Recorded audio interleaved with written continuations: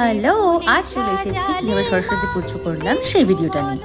সরস্বতী ঠাকুর বানাতে বানাতে বেজে গিয়েছিল রাত 4টে, আর পঞ্চমী ছিল ঠিক সকাল 10টা অবধি। তো তার মধ্যেই করতে হতো। তো সকালে 8টায় উঠে সব জোগাড় যন্ত্র করে আমরা পুজো করতে বসে গেছিলাম, আর নিজেরাই ফোন থেকে মন্ত্র পড়ে অঞ্জলি দিয়েছিলাম।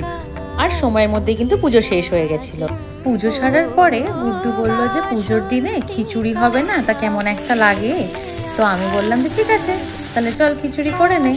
তো মোস্টলি ওই করেছে, আমি শুধু সাইডে একটুখানি হেল্প করার চেষ্টা করেছি। খিচুড়িটা একদিক থেকে হচ্ছিল, আর গুড্ডু সাইডে কিন্তু বেগুনি ভাজার প্রস্তুতি শুরু করে দিয়েছিল। তো মোটামুটি সময়ের মধ্যেই করে ফেলেছিলাম বেগুনি আর খিচুড়ি, আর তারপরে দিয়ে দিলাম ভোগ। আমরা এখন এই ভোগের প্রসাদ খাচ্ছি, খেতে অসাধারণ হয়েছে।